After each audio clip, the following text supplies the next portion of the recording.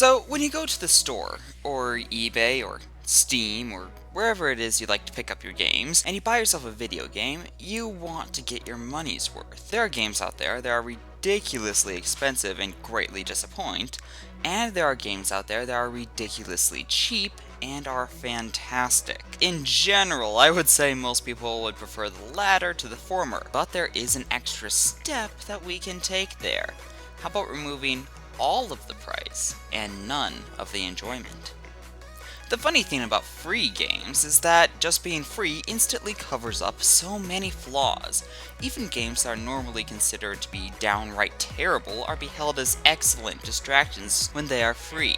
I mean, all you have to do is check out the success of games like Goofball Goals or Sonic Dreams Collection to know what I'm talking about. The downside to this is that the words free game instantly bring to mind 1,000 terrible games that were deemed unfit to be sold.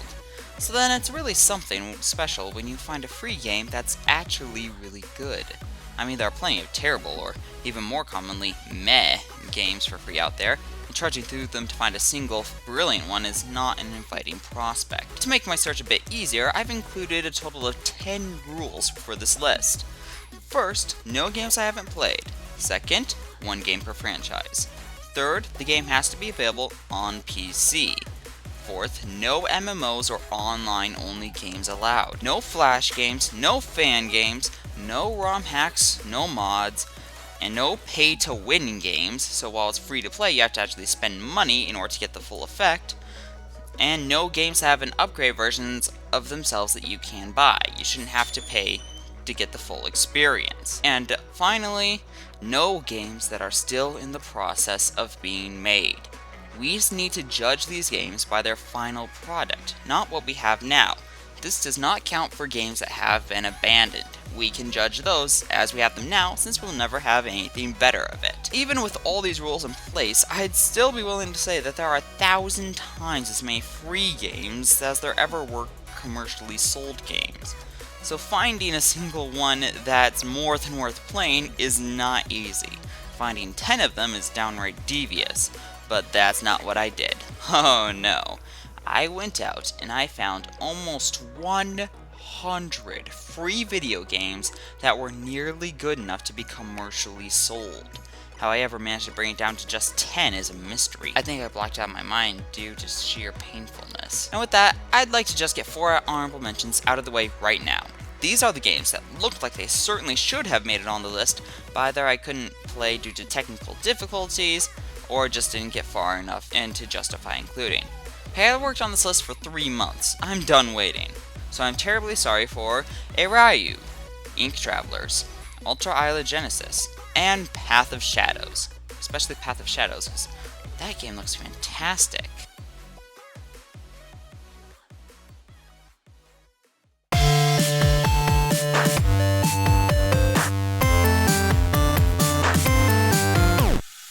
Racing games are an odd genre. On one hand, they're a dime a dozen, and on the other hand, they're in high demand. Everybody seems to want another racing game out there that can clash with the titans of Mario Kart and F-Zero and the like. I played 9 games for free for this list that claimed that they could, and well, they couldn't. Metronic Rush gave it a good go, but I can safely say that so far, free PC gaming hasn't given us a racing game to mingle among the big boys. But what it has given us is Need for Madness, and honestly I'd take that offer over the previous one any day. Now Need for Madness has been updated and sequelized recently, but they actually managed to ruin the game with the updates, so what's on this list is the original, or vanilla version. There's a link to it in the description, since it's pretty hard to find now. Need for Madness looks like, for your first 5 seconds of playing, a regular, perhaps subpar racing game. Pass checkpoints, complete laps, win, booyah! But there's something about Need for Madness that sets it apart from any other racing game and makes it infinitely more fun. The physics. The only racing game I can really compare the physics to is Big Rigs Over the Road Racing, so imagine if that game and its physics worked without working. It's hard to explain. Everything seems so smooth and intentionally done, but you can do so many crazy over-the-top things that it just can't all be intentional. All these tricks you can do when you go flying into the air after being nudged by another car are, to put it plainly, insane. The physics make the game seem like some sort of Looney Tunes cartoon put into a racing game, which is actually a really good idea. Yet there's one more thing about this game that by and large makes the entire experience. You see, in this game there are two ways to win a race. Either you drive past everyone and complete the race in first place, like, you would for any other racing game, or you can do things the fun way and demolish the rest of the racers. See, there's this damage meter that you can hit people and it will go up, and you can replenish it by driving through this circle thing. I am good at explaining. If everyone dies, you win. That's basically all you need to know about that. And, well, killing people is fun. Always has been. Now, also, there's this thing called the power meter, which is filled by doing tricks. It increases your speed, your strength, and your durability, somehow making this car brawling mode also a racing mode. This, combined with the wonky physics, makes for probably some of the most fun times you'll ever have in a racing game.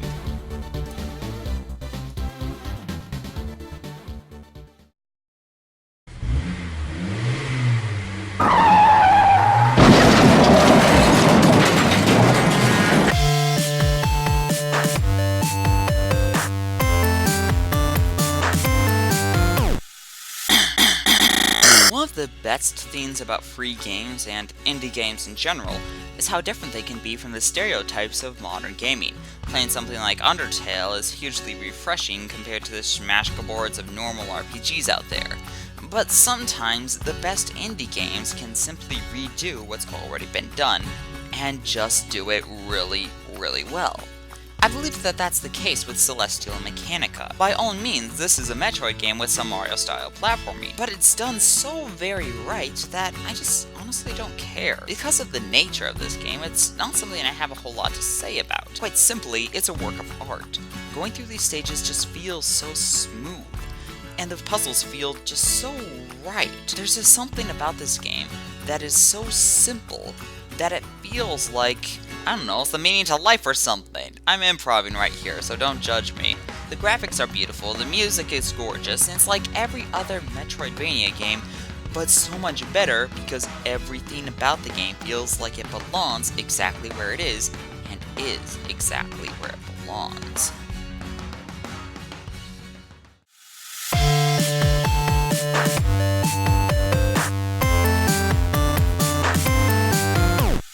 On this list, you'll see some games that you have heard of, and some that you haven't. Emily is Away is almost certainly one of the former, if you're familiar with these kinds of lists. In essence, it's a text adventure / dating simulator mashup, but it's so much more than that. Set in the old AOL Messenger format, you and who's apparently your crush, Emily, talk online during the last year of high school and all the way through college. The game will play out differently every time since you'll be selecting different options, and there will be different results because of that. What typically strikes you most about the game is how much Emily seems like a real person rather than a computer-generated character. At times, I nearly forgot I was playing a game, which is quite a feat when you can literally take an action every 5 or so seconds. Also, you type out what you chose to say, like you just type the H key over and over and it types it out. It doesn't really sound like much, but that one detail adds an entirely new layer to the story, as you feel like you really are this person talking to Emily. Everything just seems so realistic, and by the end of the game, you'll shudder every time you see the words, "Emily will remember that." Just wondering how you just changed the game, and questioning as to whether or not you made the right decision when you gave the answer you did. Your character himself changes as well, and the effect is pretty scary.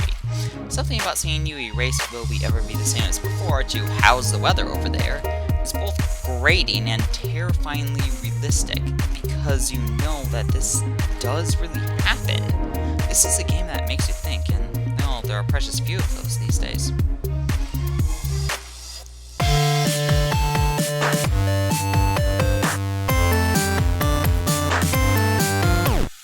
There's an old saying when it comes to video games: quality over quantity, and this saying holds up for just about every game out there.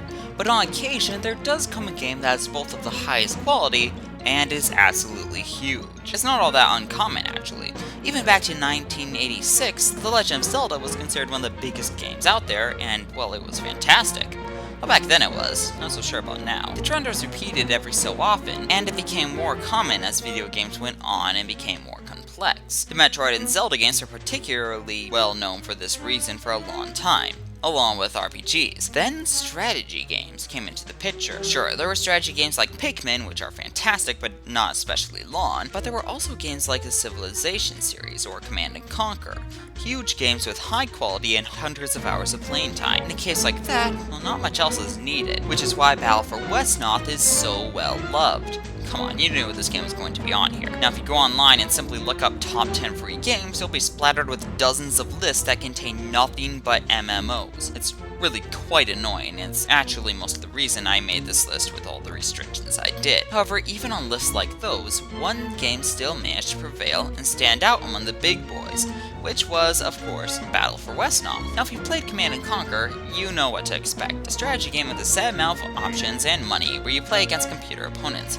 But there's just so much content here. You can play online, build your own battlefields, or just try out one of the hundreds of single missions, or one of the dozens of full-length quests. Just like every other similar strategy game that's any good, the game itself isn't so different, which means that it'll appeal to anyone who likes this sort of game greatly. But it has its own little touches that really make the game its own, and all that content, not a single penny spent, it's worth it in my book.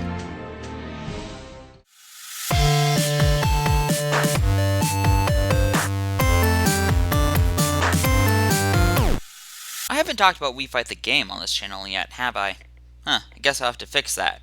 On a future list, though, because technically it's a fan game. However, quite luckily, the creator of that masterpiece decided to continue making games, and after the Evil Toaster pentology, he created the pseudo company Mnik and began work on a little game called The World's Biggest Wimp. Oh my. The World's Biggest Wimp is, well, I'm not quite sure how to describe it. It's a fast-paced 2D platformer where you shoot the enemies, survive despite the best efforts of an evil narrator, and save your game by touching random Santa Clauses scattered throughout the levels. Considering that it's a game by the guy who is known for having his main villains be toasters, boxing gloves, and even the instruction booklet to the video game, I can't say I'm surprised. But this genetic weirdness is mixed with brilliant controls and overwhelmingly fantastic fluidity. Going through this game feels so natural, which is good because it's utterly fantastic. Unfortunately, Mnik Games happens to be in the habit of starting a game and never finishing it. We Fight the Game only had 5 episodes out of the 30 plus it was intended to. Evil Toaster 5 was stopped development halfway through, and it's the 5th game in the series. Seriously, what are you thinking there? And, perhaps saddest of all, this game was discontinued and released on the internet way before it was supposed to be. The game is utterly fantastic, and the fact that it will never be expanded upon leaves a bit of a hole in my heart. So much of this game is now nothing but lost data. Only true Mnik Games fans would get that one. And what's really crazy about this game is that it was good enough to get up to number 6 on this list, despite being discontinued, and especially considering that, according to the update log, this game was only 0.7% done. Hi guys, Daniel UK here. I'd just like to clarify that most of the enjoyment of the game comes from the level editor and the custom maps you can find on Epigam. LittleZbot just forgot to mention this. A link will be in the description. Okay, back to LittleZbot. Imagine if it had been finished. The gaming industry might have never recovered.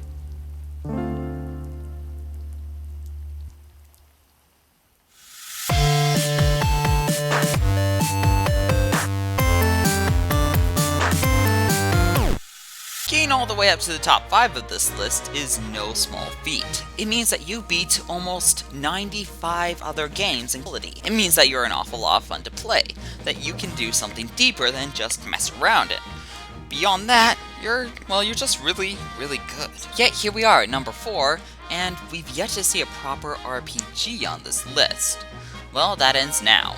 When you're making an RPG, what is it you mainly want? a good power balance between characters and enemies, an interesting story, and perhaps a few side quests, but not too often are you looking to innovate. For RPGs, the general rule is the old saying, don't fix what isn't broken.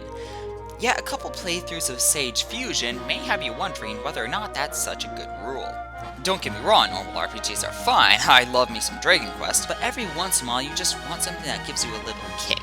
Something to keep you on your toes and make you remember that you are allowed to change things up a bit, no matter what the genre. In some cases, you can even make it a little confusing as to what exactly even is the genre of the game. Now, Sage Fusion is most certainly an RPG, but it's also a point-and-click adventure game and a visual novel. The game focuses more on being different than on being a good game, which is rather surprising because it's one of the best RPGs you'll play in quite a while. Remember Paper Mario?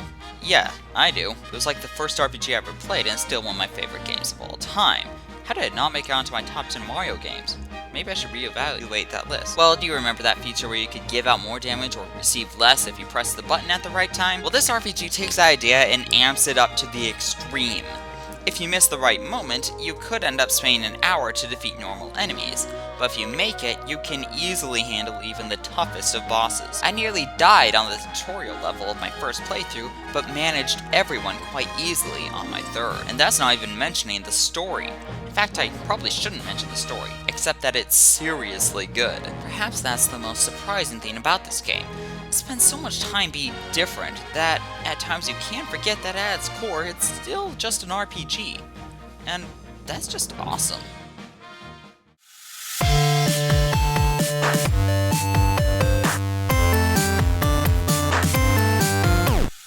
If you want to play a free fighting game, you don't exactly have a lot of options. There are the Smash fan games, which are good but not allowed on this list, and maybe some Mugen games if you're even hardcore enough about free games to know what that is. However, I'm not gonna lie, most of the free fighting games out there that aren't fan games, well, they suck.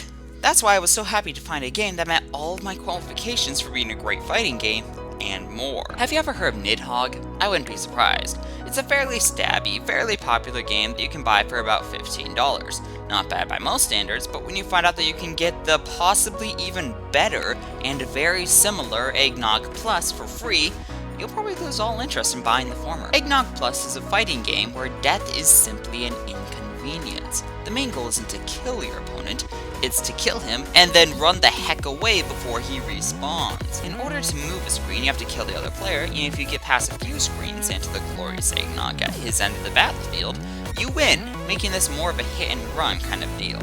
But both of you are exact copies of each other, with the same stats, size, and weapons, meaning that who wins will win exclusively due to skill, and maybe a little bit of luck.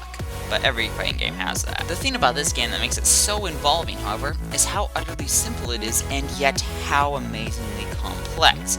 Every action you take has a certain risk to it. Say you simply decide to just jump over your opponent. Well, both of you have equal speed, so if your opponent reacts quickly enough, he might be able to catch you on his blade when you land, instantly killing you.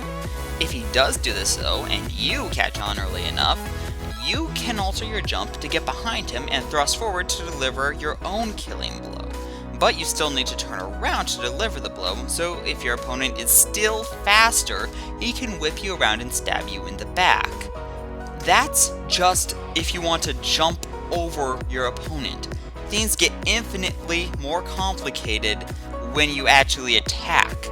There are dozens of moves at your disposal, each with the same amount of possible risk and reward, so the game ends up being sort of like an extremely fast-paced version of chess, with you constantly moving and your opponent constantly making counter moves in an attempt to win over the other in a battle that's equal parts instinct and mental prowess. And even if your huge, well-laid plan does work and you kill your opponent, 2 seconds later he'll respawn and the two of you will be back at it. You don't need to kill to remove your opposition, you just need to kill for the 2-second break that you can use to run like heck fire. One of my favorite moves in the game is a prime example of risk and reward, the sword throw. Let me remind you that both of you move equally fast, so if one of you did just jump over the other and happen to get past his defenses, and is running toward the other end of the screen like mad, there's only one way to stop him. A perfectly timed sword throw can easily save your game for you, making it an invaluable move, but if you happen to miss, you'll be left without a sword, just in boxing mode, and facing against a fellow with a sword when all you have is your bare fist is not an inviting prospect. Though they did make a whole other half of the game based around fist-to-fist fighting, it's not nearly as good as the sword mode, and the fact that it's still fantastic speaks volumes.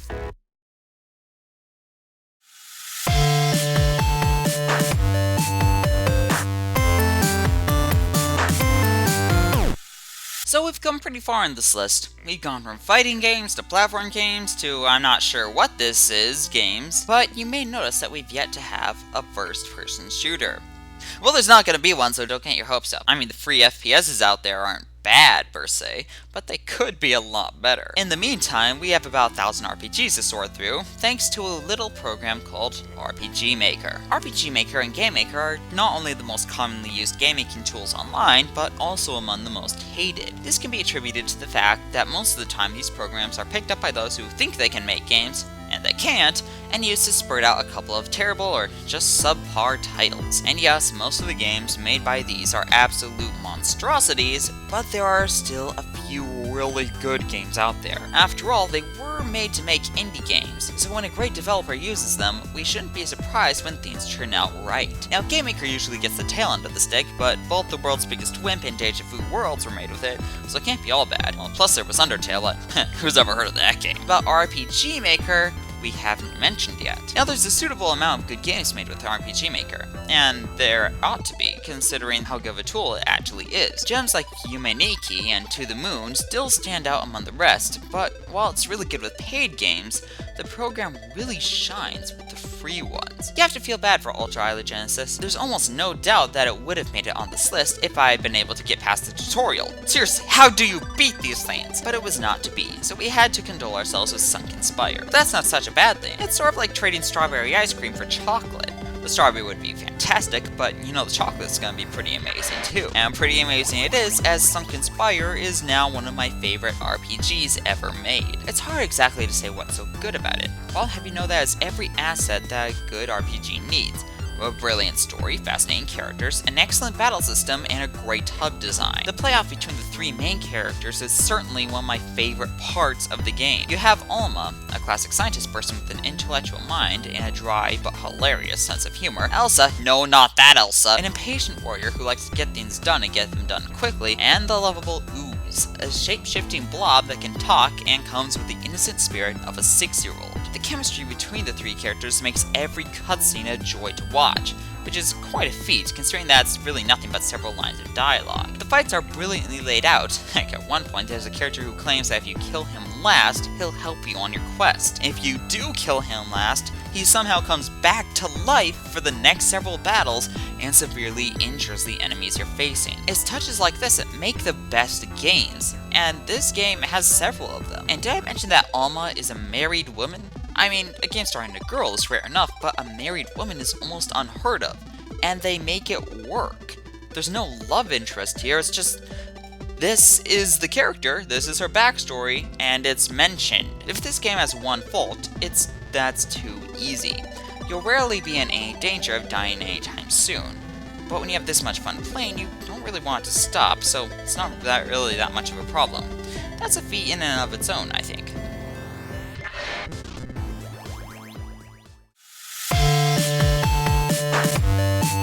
Just a quick interjection here. I'm sorry about the low quality of the sound of this and the next two entries. Quite simply, we were borrowing our microphone previously and unfortunately had to give it back before you could finish the list. But still, here you are.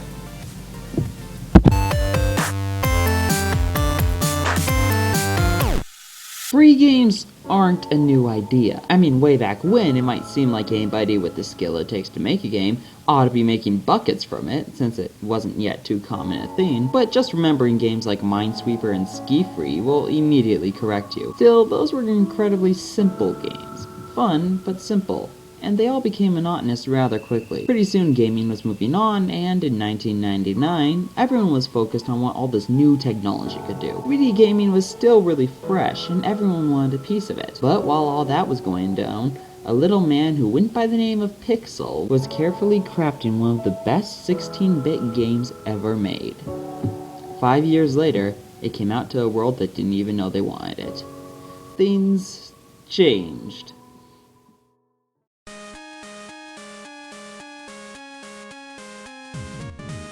I know that I made a rule that there can be no games that have an upgraded versions of themselves that you can buy, as you shouldn't have to pay money to get the full experience, but I feel like I have to make an exception for Cave Story, or I'm just gonna shoot myself in the foot. I mean, the differences are just so few. There's a couple unlockables, the ability to change the difficulty, and slightly improved graphics. I think I can't even tell the difference. The biggest change it made in Cave Story Plus was the addition of Curly Story, which is literally the same game with reskins for Curly instead of Quote. Well, except Cave Story 3D, but nobody knows or cares about that version, and I'm not going to be the one to bring it up. I mean, at least games like Super Meat Boy and Spelunky added things that changed up the game or greatly improved on it, but Cave Story Plus I'd hardly call a remake.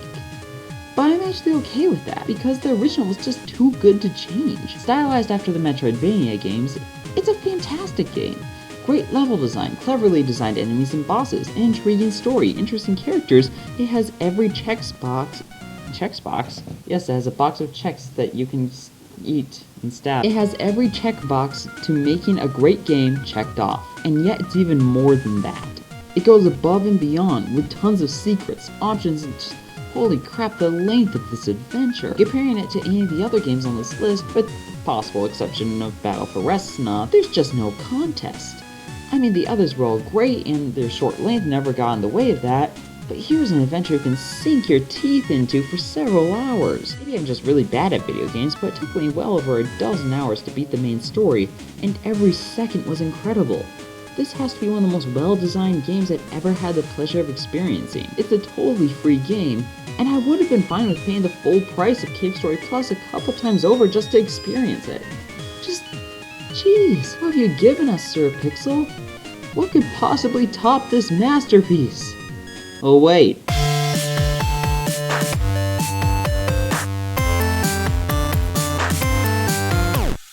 You know, we've gone to a lot of places on this list. Some of them I was surprised made it on. For example, Eggnog Plus I didn't initially think was going to make it to the top 20, as before I seriously started playing it. Man, is that game good. And some of them were expected to be here. I mean, I wasn't going to make this list without having Battle for Resna on it. But the whole time I considered every game I played to reach the top 10, there's really no question in my mind who would get the number 1 spot. If you've been into free games for a while, you've heard the Touhou project. Originally conceived for PC 98 computers, the series now has novels, manga, music records, and 26 games. It practically defined the genre of a shoot-'em-up, and every game is free. In fact, I was having the time of my life playing through them all to determine which one was going to make it on here. But as I played, I realized only picking one game out of the series would be like only allowing one episode from a Telltale game on this list. You don't judge them all individually, they're all just chapters that bring you toward completing the whole experience. Yes, each is a fully functional game, but you just don't separate them. There's a reason everyone refers to the games as the Touhou series, instead of each game individually. Every one just flows into another so well that you can't help but picture them all as the same game. I'm not a big fan of ties on lists like these, as I feel it's a lazy way out, but there's a huge difference between a tie and a shared entry. With a tie, you couldn't decide between certain entries, despite the fact that you promised you could by making a list, and decide to be lazy and put them both in one slot. If I had to put, say, Eggnog Plus next to Touhou 13, that would have been a tie, and a cop-out. Shared entries, however, are different. They share a slot because, for all intents and purposes, they work the same way on the list. It'd be like having a top 10 gameplay mechanics and putting the gravity from both Mario games in the same spot. Since they're virtually the same, there's no issue. And that's what we have here. The Touhou games work independently, but they shine as a whole. And this all works very well because the only issue I've ever found with any one of these games is that they're short. And this basically removes that as a factor. And the franchise is not only free, but it's amazingly crafted. These are difficult games, but they're games that you'll only get better at as you play. You can die in seconds, but on your next try you'll be guaranteed to last a few more seconds. You never really die to the same thing twice, unless you're just not paying attention. So as a result, there's no part that feels unfair. You meet your problems, and you work past them. Except in this case, the problems are hundreds or thousands of bullets that coat the entire screen that you need to maneuver through while destroying enemies with your own hundreds of bullets while listening to the ridiculously awesome music. It doesn't take long for you to pull off close calls that you would have never been able to 15 minutes ago. Part of this is due not only to the difficulty, but also the risk. You don't want to die, because when you die, you lose everything. And unlike other exceptionally difficult games like Super Meat Boy and Titan Souls, if you die, you don't simply restart the level. You restart the game. Hours of story progress instantly vanish. Oh sure, you might get a couple of continues, but if you want the ability to record your high score, save a replay, you have to end the game on your first death. And yet it still feels totally fair. You can see where you went wrong with every death and how to fix it the next time around. This turns you from an absolute wimp into a bullet-spreading annihilator in barely any time at all. But you still have to be careful because touching any one of the thousands of bullets will ruin all of your progress instantly, and this all works itself out very well. Now, I mentioned that Sunken Spire was a bit easy, so you didn't have to worry about dying, which could be a good thing, as you didn't want to stop playing. That's pretty impressive. But in the Total franchise, you're going to die. A lot. And you want to keep playing just as much as you do in Sunken Spire, and often even more so. What makes this even more impressive is the fact that you'll die, you'll get angry, but you will never once give up. And for a series like this, that's saying something. I'm LittleZbot, and just holy crap, these games are good. I'm literally out of things to say. Every game has been linked to in the description, so just head down there and play the heck out of them. You won't regret it. Also, I'm sorry about Evil Grace's top 10 video games. It's coming, trust us, but he's in the middle of playing a game we're pretty certain he's gonna make it on there, and we don't want to finish the list before he's finished the game. You can understand that, right? Well, see ya!